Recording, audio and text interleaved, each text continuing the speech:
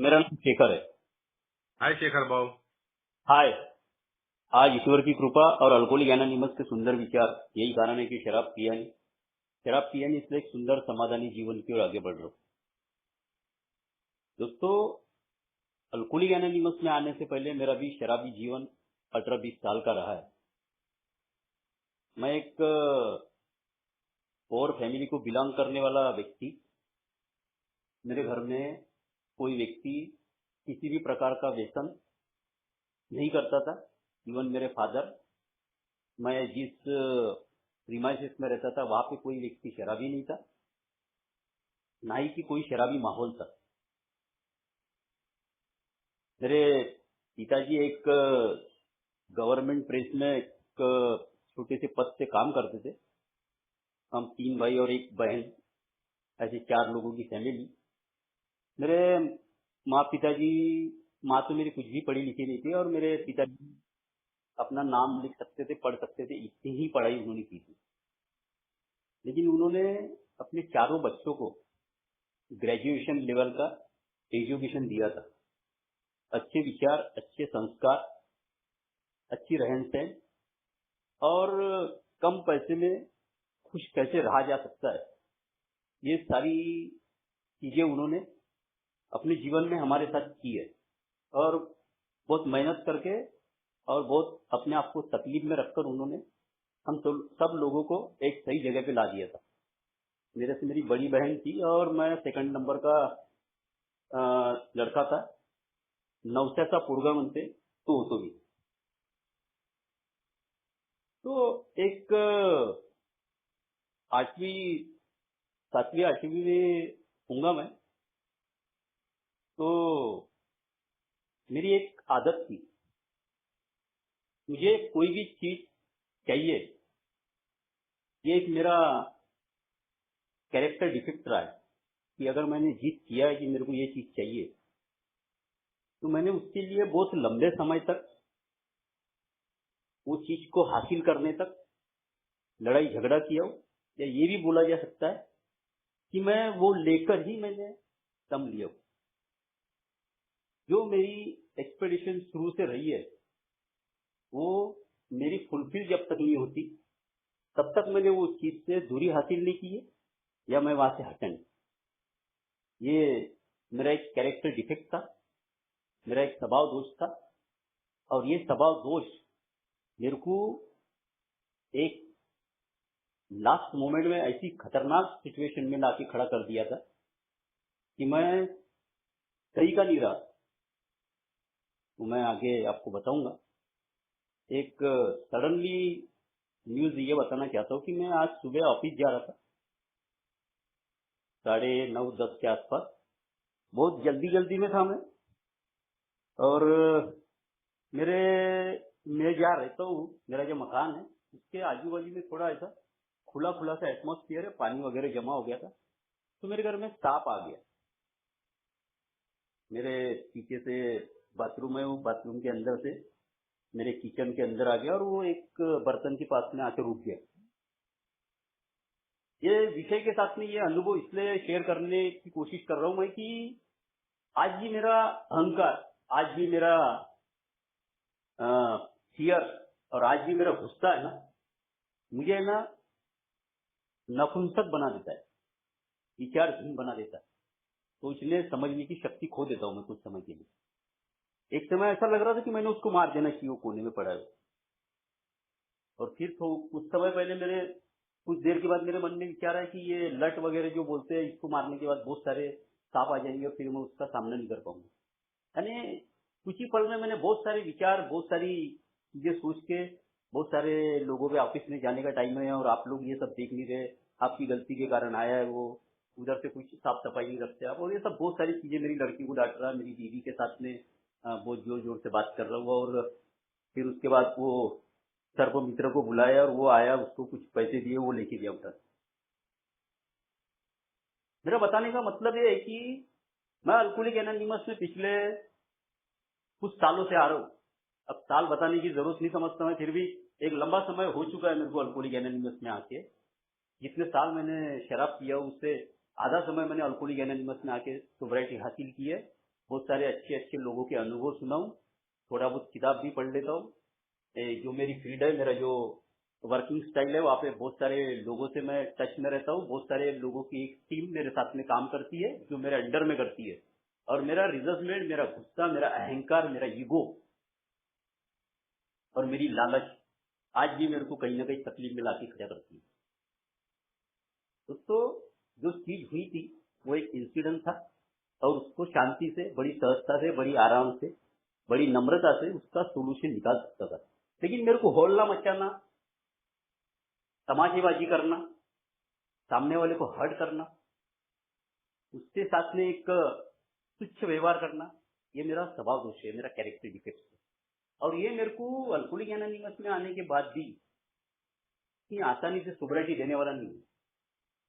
और इनकेस सोब्रिटी मुझे मिल भी जाती है, ड्राई रन की बात करती है अल्कोहलिक एनोनिमस, तो मेरे को बहुत बड़ी तकलीफ, बहुत बड़ी मुसीबत खड़ी कर सकती है मेरी सोब्रिटी में। यूं कहो कि मैं अपने आप को सेफ नहीं रख सकता, सेफ नहीं रख सकता हूँ। तो मुझे ये आज का जो विषय है, फोर्थ स्टेज के अंतर्गत जो स्वभाव दोष की बात, कैरेक्टर डिफेक्ट की बात करती है अल्कोहलिक एनोनिमस, उस पर काम करना बहुत जरूरी है। अभी हमारे गणेश भाई ने अपना विषय शेयर किया दोस्तों, विकास। मैं दोस्तों पूरी तरह खत्म हो चुका था, इसलिए मैंने अल्कोहलिक एनोनिमस में आते टेम्पररी सरेंडर हुआ था मैं प्राइमरी स्टेज में, शुरुआती दिनों, क्योंकि मेरी शारीरिक अवस्था पूरी खत्म हो चुकी थी। मानसिकता एक विकृत सोच वाली बन चुकी थी। एक फियर बहुत जबरदस्त मेरे साथ काम कर रहा था, कि मुझे ऐसा लग रहा था कि अगर मैं शराब से दूर नहीं होता हूँ, शराब बंद नहीं करता हूँ, तो मैं एक ऐसी मौत मरने वाला हूँ जिसकी मुझे सिर्फ कल्पना से भी डर लगता था। मेरे को उसके विचारों से, उसकी सोच से भी डर लगता था मेरे को। और मैं उसी के चक्कर में अल्कोहलिक एनोनिमस में आके कुछ समय के लिए मैं सरेंडर हो गया। नहीं, मैं अब शराब बंद कर देता हूँ, मैं रुक जाता हूँ। मेरा जो टेम्पररी सरेंडर था ना दोस्तों, वो मेरे को बहुत लंबे समय तक सोब्रिटी नहीं दे पाया। मेरे को फ्लो से बाहर होना पड़ा, आउट हो गया मैं अल्कोहलिक एनोनिमस। तो अल्कोहलिक एनोनिमस में आने के बाद एक चीज पता चलती है कि स्वभाव दोष क्या है, कैरेक्टर डिफेक्ट क्या है, मैं किस प्रकार का व्यक्ति हूँ, मेरी सोच कैसी है, और मैं शराबी क्यों बना हूं। मेरे को पहले नहीं मालूम था। मैं अल्कोहलिक एनोनिमस में जब आने का था तो मेरे को पता नहीं था। मेरे पिताजी एक केटली के अंदर में पैसे जमा करते थे। उस समय षटकोणीय आकार के 20 पैसे आया कर, 3 पैसे आया करते थे, 5 पैसे आया करते थे, 10 पैसे आया करते थे, 1 रुपया आया करता था, वो डालते थे उसमें। और मैं कमीना आदमी वो केटली को उल्टी करता था, उसमें लकड़ी डालता था, उसमें से पैसे निकालता और वो पैसे खर्चा करता था। वो कुछ समय के बाद उनको आदत थी, दिवाली के आसपास या साल में एक बार वो खुलते थे जब उनको तकलीफ होती थी, तो वो है ना, बहुत देर तक हम लोग सारे लोग पैसे गिनने के लिए बैठते थे वहां पे, और वो देखते थे यार मैं पैसे तो बहुत डालता था इसमें, पैसे क्यों इतने कम जमा होते। बाकी वो उनके मन में ये विचार नहीं आया कि इसमें से कोई पैसा निकालता हूँ, क्योंकि ज्यादातर समय मैं ही घर में रहता था, तो उनके मन में विचार नहीं आता था, विचार नहीं आया था कि इसमें से पैसे कोई निकालता हूँ। लेकिन एक बार उन्होंने बड़ी सी नोट उसमें डाल दी थी, शायद वो किसी को क्रॉस कर रहे होंगे, चेक कर रहे होंगे कि इसमें के पैसे सही में चोरी होते हैं या कोई निकालता भी है। तो एक बड़ी सी नोट डाली थी, और एक बार मैं वो आदत थी मेरी, महीना 15 दिन में, 2 महीने में एक बार वो उसमें से पैसे चुरा ली थी। तो एक बार बड़ी नोट मेरे हाथ में लग गई। मैं उसको ऐसी उल्टी करके जब नीचे खींचा तो मैंने देखा ये नोट बहुत बड़ी है, मैंने इसको अंदर डाल देना चाहिए। मेरे को ऐसा लगा यार ये और भी तो नोटें होंगी इसमें, और मैंने वो शायद 100 रुपए की नोट होंगी वो मेरे ख्याल से, और 100 रुपए की नोट बहुत बड़ी नोट हो गई थी उस समय। आज से अगर मैं 35 साल पहले की बात करूँ, तो 35-38 साल पहले की बात अगर करूँ, तो बहुत बड़ी नोट थी वो 100 की। और वो जब वो नोट मैंने निकाल के, मेरे को जो भी करना था मैंने कर लिया था, थोड़ा थोड़ा समय बिता के पैसे खर्चा कर लिया था। बाकी वो फिर जब पैसे की केटली खोलने में आई दिवाली के आसपास या कुछ इमरजेंसी के समय, तो उन्होंने डिक्लेयर, मतलब पूरी जोर शोर से चिल्ला के ही बोला था कि इसमें के पैसे तुम लोग निकालते हो। सबसे पहले तो मेरी माँ की तरफ उन्होंने उंगली उठाया, क्योंकि मेरे माँ के साथ मेरे पिताजी के विचार बहुत ज्यादा बार मतलब हर्डिंग वाले रहते थे, वाद विवाद बहुत बार होता था उनका, उनके विचारों में बहुत मतभेद था उनके। मेरी माँ पे उन्होंने बहुत ब्लेम किया और मेरे को ऐसा धुंधा धुंधा सा याद आ रहा है कि उनको उसने मेरे पिताजी ने उनको एक झापड़ भी मारा। बाकी मेरी माँ थी बेचारी, उसको लगा कि कोई लड़के ने शरारत किया होगा और वो उसको पता था कि ये जो शेखर है मेरा वाला, ये कुछ भी उल्टी सीधे हरकतें करते रहता है। तो उन्होंने अपने ऊपर वो ले लिया ब्लेम और वो कहानी वहीं पे खत्म हो गई। मेरा बताने का मतलब कि मैं बोन अल्कोहलिक की बात करती है, अल्कोहलिक एनोनिमस। मेरे पिताजी तो शराबी नहीं थे, मेरे दादा एक नंबर के शराबी थे, शमशान घाट में ही मर गए थे वो। इतना शराब का नशा था उनको। एक गांव गुजारी थी उनके पास, वो हर तरह के शौक पालते थे, हर तरह के मल्टी अय्याश आदमी थे। घर के अंदर वो इतने शब्दों में बयान नहीं कर सकता मैं। बाकी वो सारी चीजें उन्होंने किए थे, अपनी माल गुजारी, अपने खेत, बहुत सारी चीजें, नशा, गांजा, भाईबाजी, ये सारे किसी के घर में पड़े रहना, और वो शमशान घाट में ही मर गए।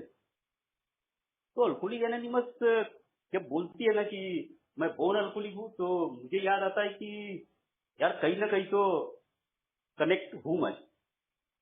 हो सकता है कि मेरे फादर ने शराब नहीं पी हो, मेरे चाचा ने जरूर पी थी, मेरे दादा थे। तो अल्कोहलिक एनोनिमस गलत नहीं बोलती। और अल्कोहलिक एनोनिमस जो वास्तविकता मेरे सामने लाती है ना, उसमें कोई दो राय नहीं है। बस शर्त सिर्फ इतनी है कि मैं वो स्वीकार करता हूँ क्या नहीं। अल्कोहलिक एनोनिमस स्वभाव दोषों की जब बात करती है तो एक चीज समझ में आती है कि सबसे ऊपर मेरा प्राइड है, मेरा अहंकार, मेरा ईगो। अब उसी ने मेरे को शराब की वो जुनून तक लेके गया जिसकी मैं सोच भी नहीं। और उसने मेरे को ऐसे चौराहे पे लाके खड़ा कर दिया था कि मेरे को उसमें से निकलना बहुत बहुत मुश्किल बोलो कि मेरे लिए पॉसिबल ही नहीं था। थैंक गॉड अल्कोहलिक एनोनिमस, ये फेलोशिप जिन्होंने ये संस्था का निर्माण किया, उनका बहुत बहुत धन्यवाद देता हूँ। अगर मैं ये संस्था से नहीं जुड़ा होता तो मुझे ऐसा लगता कि मैं मनुष्य योनि में आके आधा अधूरा जीवन जीते इस दुनिया से अलविदा हो गया। मैंने आध्यात्मिक जगह पर भी जाकर बहुत सारी चीजें किया हूँ। मेरे को वाद्य स्पर्धा में जाकर अपने आप को प्रेजेंट करना बहुत अच्छा लगता है। मैंने स्कूल में भी रंगमंच के ऊपर काम किया हूँ, मैंने नाटकों में भी काम किया हूँ। मेरे को बड़ा इंटरेस्ट था ये चीजों में।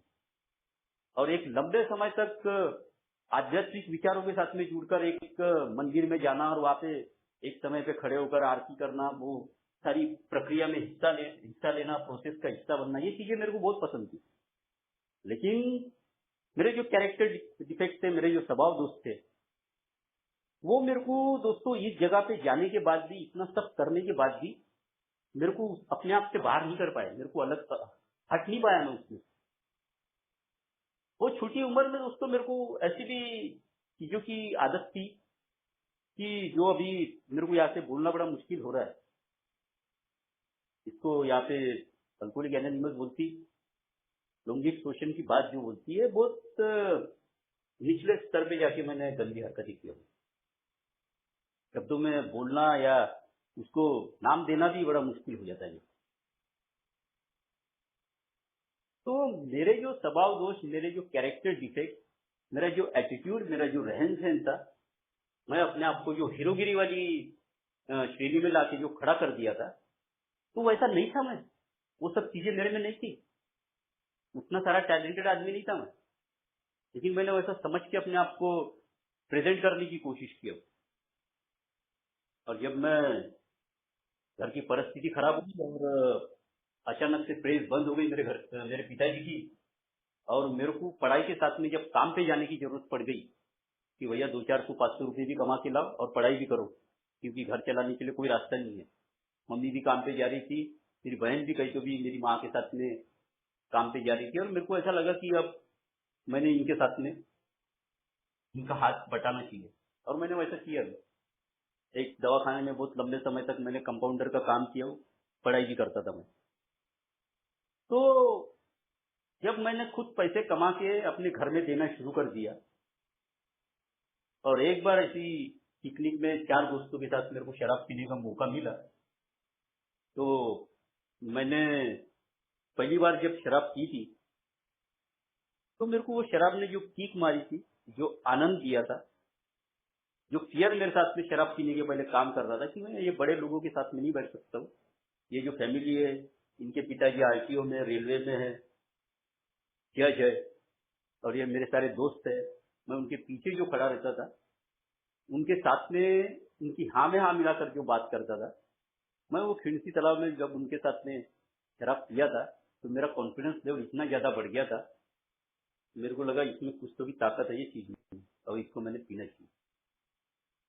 और पहले दिन मैंने इतनी शराब पिया था, जो 4 दोस्तों के साथ में मैं खिंडसी तालाब में पिकनिक मनाने गया था, मेरे घर के लोगों ने ये बोल के भेजे थे कि भैया मेरा लड़का है, थोड़ा अलग किस्म का है, डरता भी है, इसको थोड़ा संभाल के ले जाना और संभाल के लाना। इतनी जबरदस्त तरीके से मैंने शराब पिया था कि मेरे को उनको है ना, 2 दोस्तों को कंधे पे हाथ डाल डालकर मेरे को उठा उठा के ला रहे थे। और एक सिचुएशन ऐसी आ गई थी कि उनको लगा कि भैया इसको कंधे पे उठा के तो हम ला नहीं सकते, तो एक ने 2 पैर पकड़ा मेरे, एक ने 2 हाथ पकड़ा, और वो खिंडसी तालाब के पानी में ऐसे झूला बना बना के मेरा नशा नॉर्मल किया और मेरे को घर वापस लेके आए। है ना, मैंने पहले दिन जब शराब पिया था तो पूरे जोशो जुनून के साथ में पिया था, और वो मेरे दिमाग में घुस गई कि ये चीज बहुत बढ़िया है, इससे कुछ ताकत है, इससे कुछ कर सकता हूँ। और जो मेरे स्वभाव दोस्त थे शराबी बनने के पहले, वो शराब ने मेरे जीवन में प्रवेश करने के बाद वो मेरे सारे कैरेक्टर डिफेक्ट उजागर हो गए, उफान मारने लगे, और मेरे को लगा कि आई एम ए डिफरेंट, मैं एक अलग किस्म का इंसान हूँ, मैं कुछ भी कर सकता हूँ, एवरीथिंग इज पॉसिबल, मेरे लिए कुछ भी चीज इम्पॉसिबल नहीं है। और मैंने पूरी चरम सीमा पर जाकर की है। मेरा अल्कोहलिज्म अगर मैं बताऊं, जब मैंने जॉब चालू कर दिया, मेरी पढ़ाई भी चालू थी, सोर्स बढ़ गया था पैसे का, और सारी रिस्पॉन्सिबिलिटी मैं खुद निभा रहा था। मेरा छोटा भाई भी पढ़ रहा था मेरे अंडर में, उससे भी छोटा एक भाई पढ़ रहा था, और मेरे को ऐसा लग रहा था कि अब मैं ये घर का सबसे बड़ा आदमी हूँ और सब लोगों ने मेरी बात सुनने को ना। मैंने सबको अपने एहसानों के तले दबाकर उनको जिंदगी जीने के लिए बाधित कर दिया था कि ऐसे ही जीना पड़ेगा तुम्हें, जैसा मैं बोलता हूँ। रात देर रात शराब पी के आना,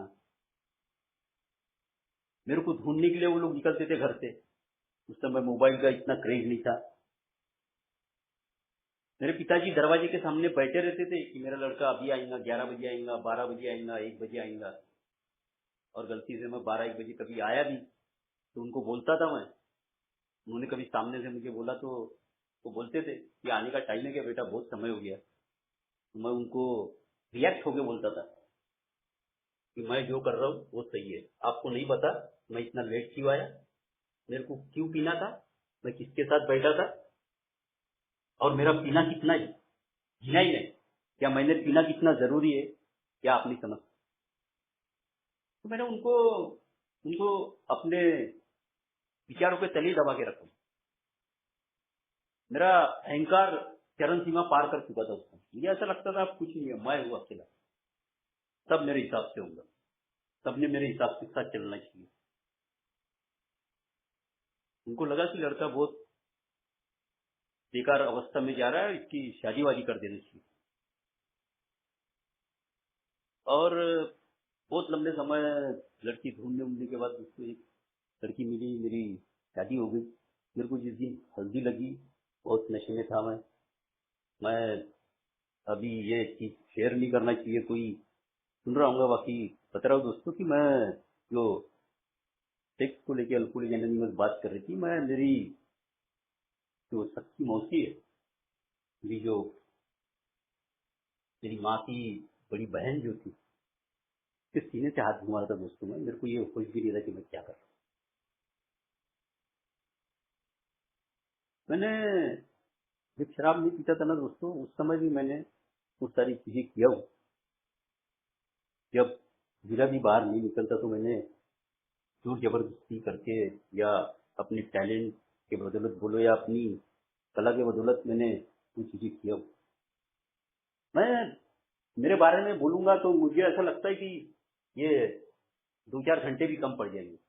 इतने निचले स्तर पर आकर मैंने शराबी बनने के पहले जीवन जिया हूँ, और अल्कोहलिक बनने की शुरुआत होने के बाद एक 10 साल का सफर तय करने के बाद मैंने बहुत बेकार अवस्था में शराबी जीवन व्यतीत किया हूँ।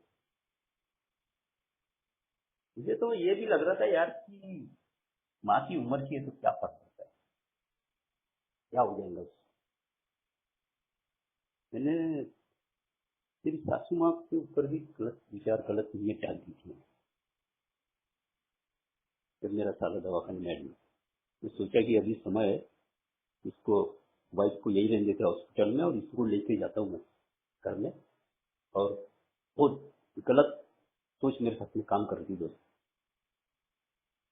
मेरा अल्कोहलिज्म इतने खराब, इतने तुच्छ, इतने बेकार लेवल पे आ गया था कि मैंने शुरू में ही कहा कि मैं पूरी तरह पागल अवस्था में आ चुका था। मैं अगर अल्कोहलिक एनोनिमस का मेंबर नहीं होता या अल्कोहलिक एनोनिमस में नहीं आता तो मैं कोई ना कोई घटना का शिकार हो गया रहता, या कोई ना कोई घटना को मैंने अंजाम दे दिया रहता। तो अल्कोहलिक एनोनिमस में मुझे ऐसा शराबी आता है, उसे one day at A time के तहत शराब की दूरी मिलती है। पहले कदम के तहत वो स्वीकार करता है कि शराब के कारण मेरे जीवन में अस्त व्यस्तता आई है, या अस्त व्यस्तता मेरे जीवन में शराब के कारण हुई है। सरेंडर हो जाता हूँ, मैं स्वीकृति देता हूँ। और जो ईश्वर को मैंने बहुत लंबे समय तक उसकी पूजा अर्चना अभिषेक करके पूजा हूँ, उसके अस्तित्व के बारे में अपने आप को समझाने की कोशिश की कि नहीं, कोई ना कोई दुनिया में ऐसी ताकत है जिसको हम लोग भगवान बोलते हैं, मैं ईश्वर बोलता हूँ, वो है जो पूरी सृष्टि का रचिता है, और उसी के वजह से चलती है सारी दुनिया। जो ईश्वर को मैं भूल चुका था शराबी दिनों में, आखिरी समय पे अपने स्वार्थ के लिए उसको इस्तेमाल करता था, वो ईश्वर मेरे को दिखाई देता है। यहाँ पे उसकी उपस्थिति का एहसास होता है। मेरे साथ हुआ है, उसके साथ मीटिंग हॉल के अंदर मैंने देखा हुआ पे कि मेरे साथ कोई तो भी एक ताकत काम कर रही है जो मेरे को शराब से दूर रखना चाहती है, मदद करना चाहती है, और मेरी मदद की उसने। अल्कोहलिक एनोनिमस में आता हूँ, 2-4 साल हो जाते, अप एंड डाउन, परिस्थिति खराब, इंसिडेंट, घटनाएं, वाद विवाद, रिजल्टमेंट, एकदम विपरीत परिस्थिति, एकदम भयान अवस्था में 3-4 साल देखा हूं मैंने शुरुआती दिनों में। मेरे स्पॉन्सर ने मुझसे कहा है, मेरे फेलोशिप ने मुझे बोला है कि शेखर, ये भी समय निकल जाएगा, सिर्फ ईश्वर के ऊपर विश्वास रख। हर स्टेप की बात करती है अल्कोहलिक एनोनिमस, कभी पूरी नहीं होने वाली है मेरी। मैं मेरी खुद की बात कर रहा हूँ, कभी भी पूरी नहीं होगी। मैं जब भयानक अवस्था आ जाती है, जब मेरे हाथ के बाहर निकल जाती, तो मैं बोलता हूँ ईश्वर अब तेरी इच्छा पूरी होने दे, मेरी नहीं।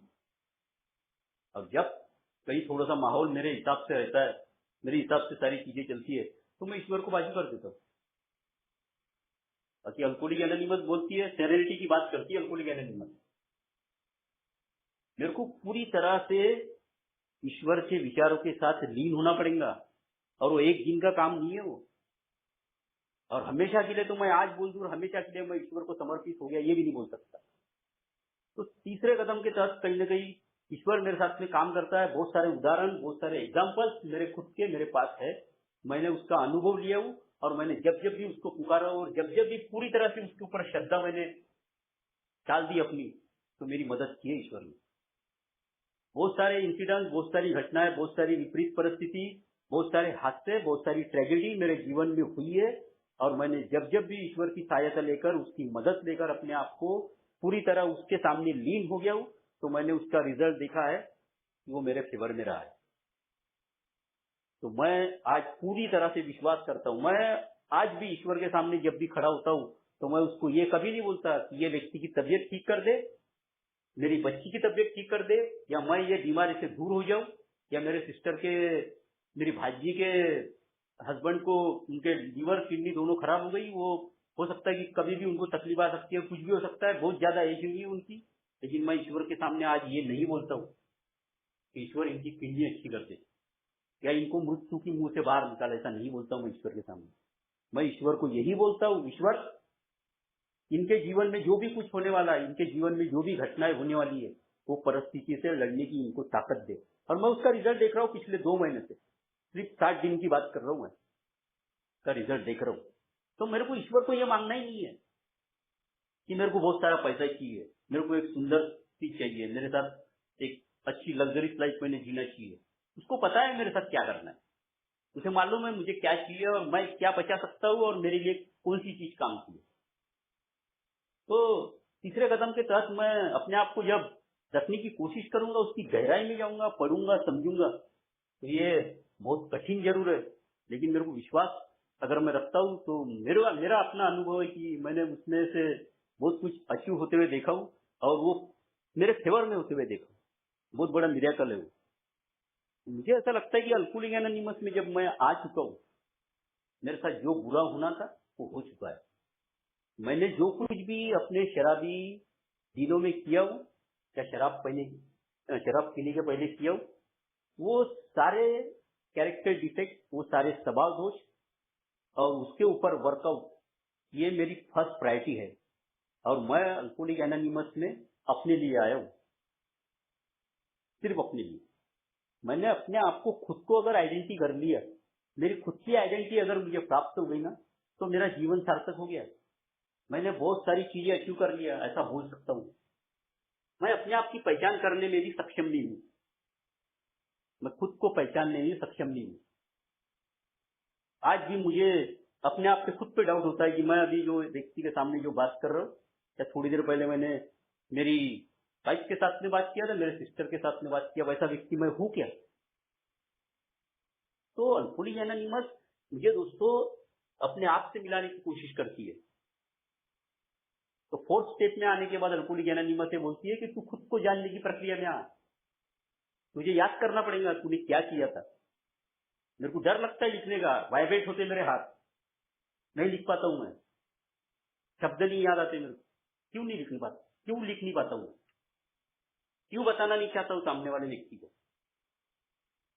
हिम्मत आई है मेरे में।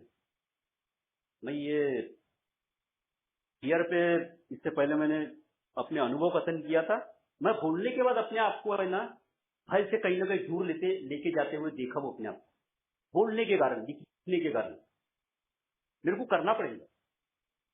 मैं अपना ईगो, अपना अहंकार लेके अगर कोई भी चीज का भ्रमण करता हूँ, परिवार में चलता हूँ, समाज में चलता हूँ, या काम धंधा करता हूँ, वहां चलता हूँ, अल्कोहलिक एनोनिमस में चलता हूँ, किसी का कोई नुकसान नहीं होने वाला है।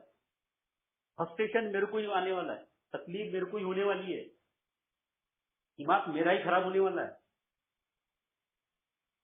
सारी तकलीफ मुझे ही सहन करना है और मेरे हिसाब से दुनिया चलने वाली नहीं है। ये भ्रम में कभी ना रहूं मैं कि मैं किसी न किसी को बदल दूंगा। मैं उस सांप की डायरेक्शन को भी चेंज नहीं कर पा रहा था। वो एक छोटा सा प्राणी है, वो बहुत बड़ा भी नहीं था, वो उसकी डायरेक्शन को चेंज नहीं कर पा रहा था। मैं टोकनी सरकाने की कोशिश कर रहा था, वो उस तरह भी फन मार रहा था। तो मैं यहाँ पे है ना किसी को बदलने नहीं आया हूँ। ये गलत सोच में ना जीऊं मैं कि मैं बहुत कुछ बदल दूंगा, कुछ नहीं कर सकता हूँ। मैं शून्य हूँ, ये स्वीकार करूं मैं। ये ताकत अल्कोहलिक एनोनिमस में आने के बाद मुझे जैसे शराबी में आती है। इतने सारे स्वभाव दोष, इतने सारे कैरेक्टर डिफेक्ट, 7 डेडली सिंस बोलती है अल्कोहलिक एनोनिमस, ये सारे लेकर अगर मैं जीवन जी रहा हूं दोस्तों, तो मेरा जीना निरर्थक है। ये एक मेंबर के लिए नहीं है, सभी के लिए भी होता है। एक का मेंबर शराब पीने के कारण अपनी पूरी सूझ बूझ खो देता है, इसलिए उसको वर्कआउट करने की वो जरूरत है। उसने अपने आप की छानबीन करना बहुत जरूरी है और इतना आसान टास्क नहीं है ये। बोलना बहुत सहज हो जाता कि मैं अपने आप को ये करने की कोशिश कर रहा हूँ, मैं फियर पे काम कर रहा हूँ, मैं लालच पे काम कर रहा हूँ, मैं द्वेष पे काम कर रहा हूँ, मैं सेक्स पे काम कर रहा हूँ। बाकी आज भी अगर मेरे को कभी मेरी मन के विरुद्ध कोई चीज हो जाए तो आज भी मैं भड़क जाता हूँ। मेरा गुस्सा किस डायरेक्शन में जाएगा, किस ओर लेके जाएगा, क्या करवा लेगा मेरे से, कोई भरोसा नहीं। मेरी अनवांटेड डिमांड मेरे को कभी भी तकलीफ में ला सकती है। आज भी अगर मैं घर में आके बोल रहा हूँ कि मेरे हिसाब से ही सब्जी बनने को ना, मैं बोल रहा हूँ वही गाड़ी में बैठ के अपने घर में जाने को ना, मैं बोल रहा हूँ 2 दिन रुकना है आपको, 2 ही दिन रुकने को होना, ये विचार लेके मैं भ्रमण नहीं कर सकता हूँ। मेरे को अपने साथ साथ घर के लोगों को, मेरे से जुड़े हुए व्यक्ति को भी आजादी देना पड़ेगा, अपनी एक्सपेक्टेशन कम करना पड़ेगा। मैं बहुत सारी चीजें हासिल करने की कोशिश करता हूँ।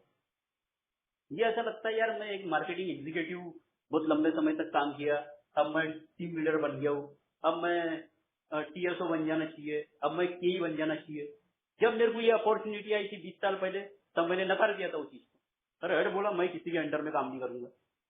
और आज मेरी एक्सपेक्टेशन है कि मैं वो लेवल पे जाके काम करूं, मैं टीएसओ बन जाऊं, मैं केई बन जाऊं। अब मेरी एज मेरे को वहां पे सपोर्ट नहीं कर रही है, तो मेरे हिसाब से कुछ होने वाला नहीं है। अल्कोहलिक एनोनिमस में आने के बाद बोल रहा हूँ, एक समय बिताने के बाद अब मेरे हिसाब से कुछ नहीं होने वाला। मैं परिस्थिति के हिसाब से चलने के लिए तैयार अगर होता हूँ तो मेरे को दिक्कत नहीं आती है। क्या मेरी तैयारी है उसके लिए? बहुत बड़ा कलेजा लगता है उसके लिए।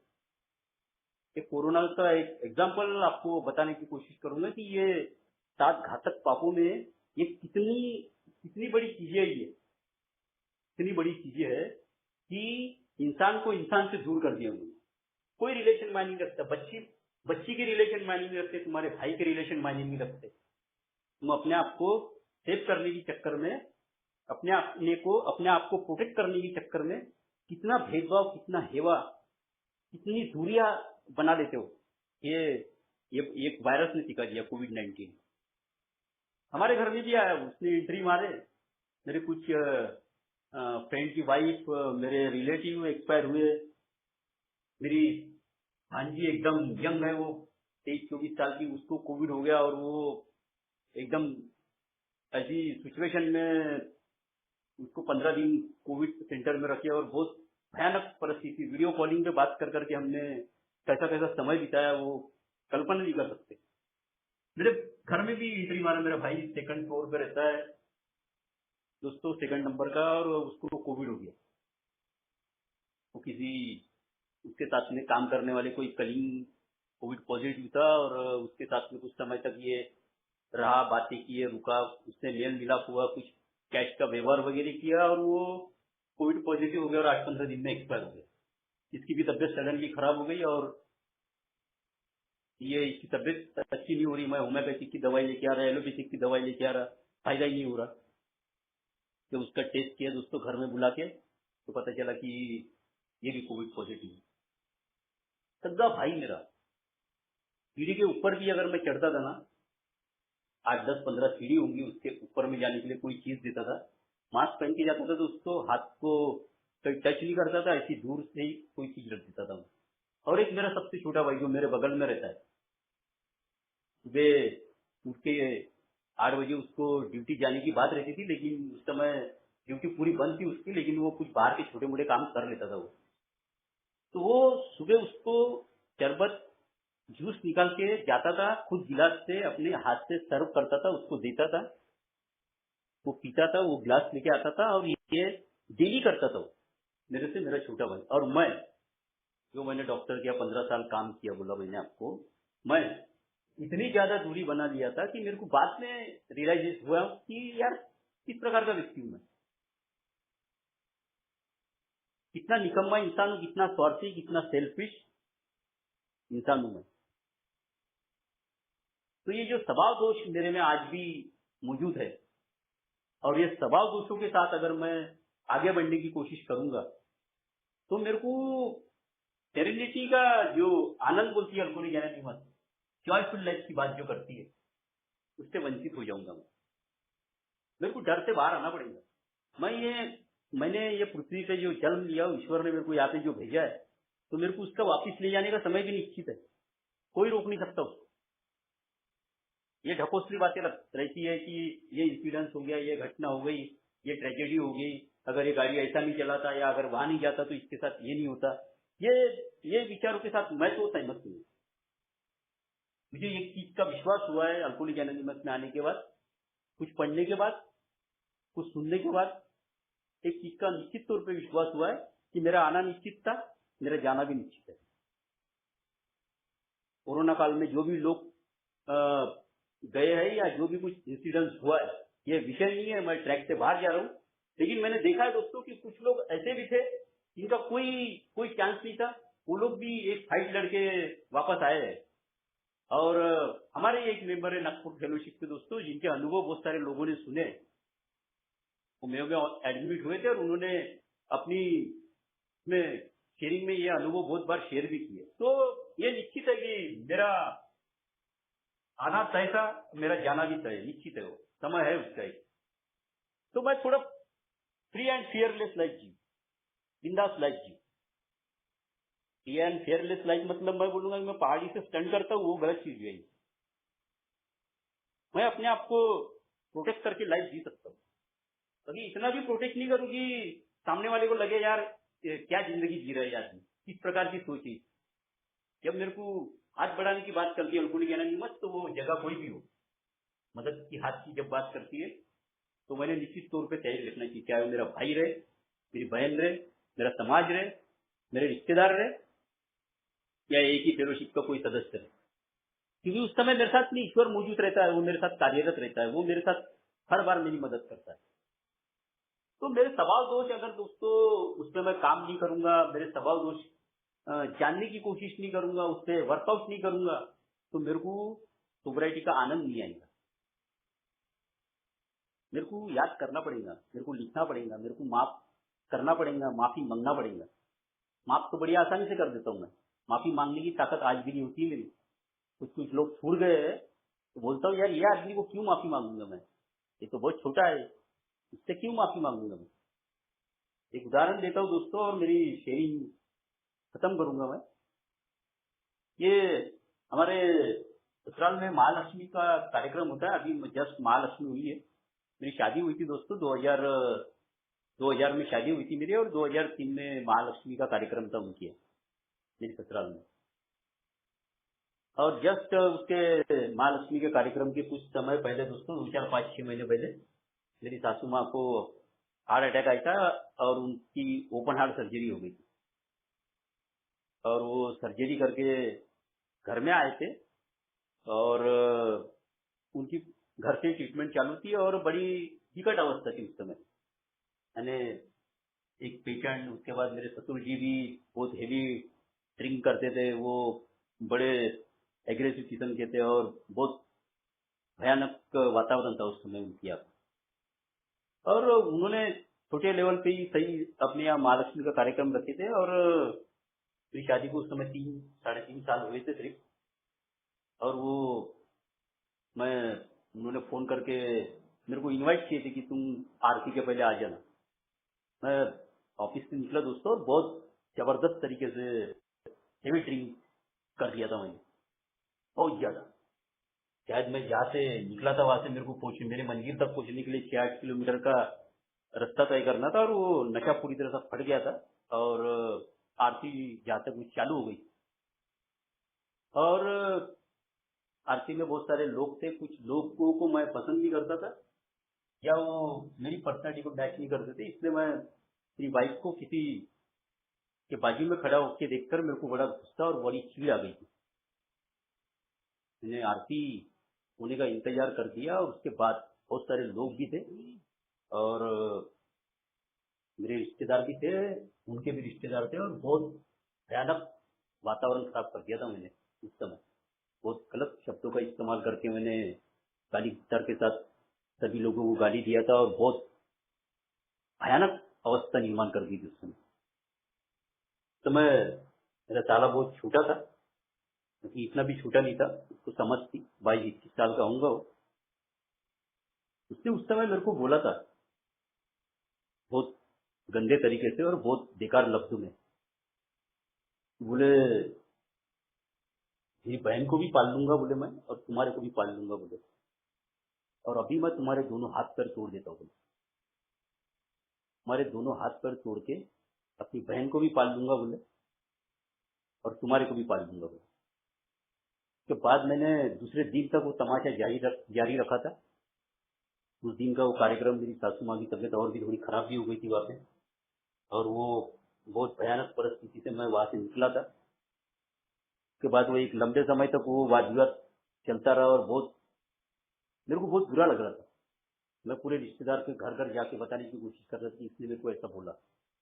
मेरे अहंकार को ठेस पहुंच गई। मेरा गुस्सा है ना चरम सीमा के पार चले गया था। मुझे ऐसा लग रहा था कि मैं अभी लाने भी नहीं जाऊंगा। और एक समय बीतता गया, मेरा जो पीने का दूर था वो कम ज्यादा मात्रा में चलते गया। मैं अल्कोहलिक एनोनिमस में 2010 में आया था। अभी 2021 चालू है। मैं मेरे साले को नहीं बोल पाया कि तूने मेरे को उस दिन जो शब्द बोले थे वो मेरी गलती के कारण तेरे मुंह से ऐसे शब्द निकले। मैं उसको माफी नहीं मांग पा रहा हूँ। उस बात मेरे सास के सामने जाके मेरी बोलने की हिम्मत होती है कि मेरा एटीट्यूड बहुत खराब था। क्यों नहीं होता है? क्या तकलीफ है? क्यों नहीं कर पाता हूँ? आज भी मेरा अहंकार मेरा समर्थन करता है कि शेखर, तूने उस समय जो किया वो सही था।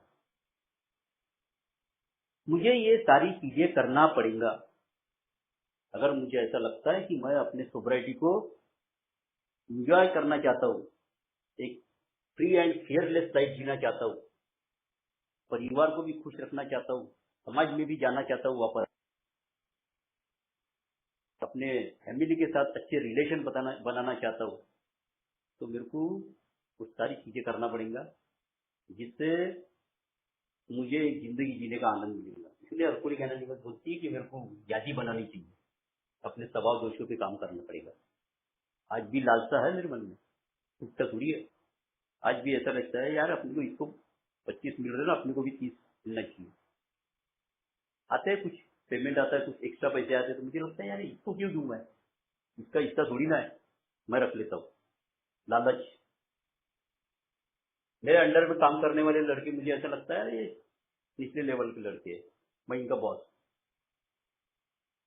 नाश्ता कुछ चीजें आती है तो वो बोलता है यार इसको थोड़ा तू बाद में आना, हम लोग अभी ये कर रहे हैं।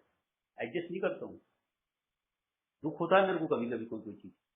सुधार बहुत चीजों में, बहुत बहुत अलग किस्म का दिमाग, बहुत अलग किस्म की सोच, लेकिन बहुत सारी चीजों में बदलाव आया है। बहुत सारी चीजें मन मार के करने की कोशिश करता हूँ क्योंकि मैं गलत रहता हुआ। जब मुझे लगता है कि मैंने सामने वाले के साथ गलत किया है तो मैं वहां पे हट जाता हूँ, वहां पे या हाथ जोड़ देता हूँ। ये लगता है कि नहीं यार, मैं ये चीजों से नहीं कर सकता। मैं मेरी वाइफ के सामने भी नतमस्तक हो जाता हूँ। मैं उसको कोशिश कर रहा हूँ कि यार वो समझिए, मेरे हिसाब से चले, मैं बोलता हूँ ऐसा करे, वो नहीं नहीं सुनती। वो बोलती मैं जो कर रही हूँ सही। तो एडजस्ट करने वाला स्वभाव तैयार हुआ है मेरे पास मेरा। नहीं, तू भी सही हो सकती है, तुम लोग भी सही हो सकते हो।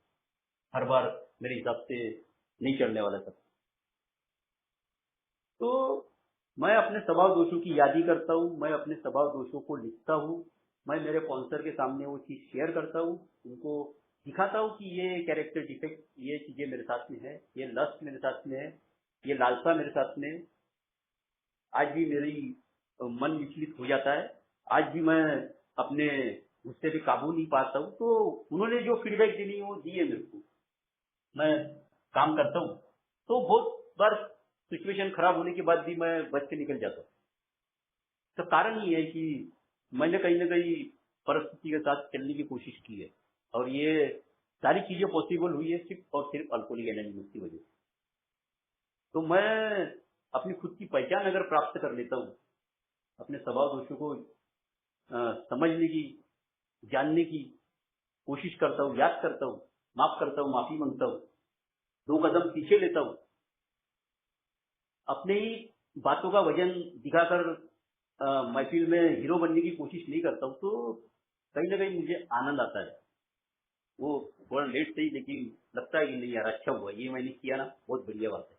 तो अभी जो मैंने बहुत सारी चीजें जो बोली है कि मैं इसको निगलेक्ट करता हूँ, उसको बाजू में करता हूँ, वो सारी चीजों से कहीं ना कहीं धीरे धीरे करके है ना, मैं मिक्सअप होने की कोशिश कर रहा हूँ, मिलने की कोशिश कर रहा हूँ, उनका हिस्सा बनने की कोशिश कर रहा हूँ, साथ में मिलकर काम कर रहा हूँ। तो मेरे को कहीं ना कहीं आनंद आ रहा है, और तकलीफ में भी अच्छी जिंदगी जीने के लिए प्रेरित होने का रास्ता मेरे को दिख रहा है।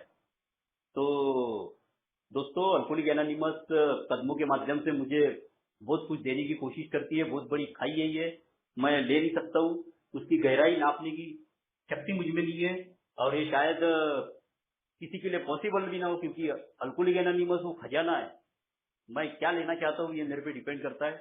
अगर दोस्तों मैं सेक्रीफाइस करने की प्रक्रिया में आता हूँ, अपने अहंकार को बाजू में रखता हूँ, अनवांटेड चीजों की तरफ अगर मैं डाइवर्ट नहीं होता हूँ, और जो बहुत सेकंड थर्ड नंबर पे जो सेक्स को लेकर अल्कोहलिक एनोनिमस बात करती है दोस्तों, मैं वो चीजों से बचना मेरे लिए बहुत ज्यादा जरूरी है दोस्तों, बहुत ज्यादा जरूरी, क्योंकि वो चीज कभी भी मेरे को है ना ये सेरेनिटी से दूर रख सकती है।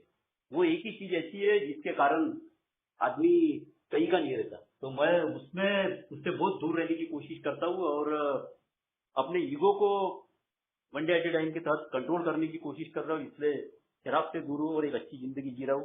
दोस्तों मेरे को आज समूह ने जो बोलने का फिर से सेकंड टाइम मौका दिया है, मैं ये फेलोशिप को, ये अभय भाई को, रविकांत जी को और ये पूरे मेंबर्स को बहुत बहुत धन्यवाद देता हूँ दोस्तों। बड़ी शांति से मेरे को सुना है, उसके लिए तो मैं सभी का आभारी हूँ। Thank you very much.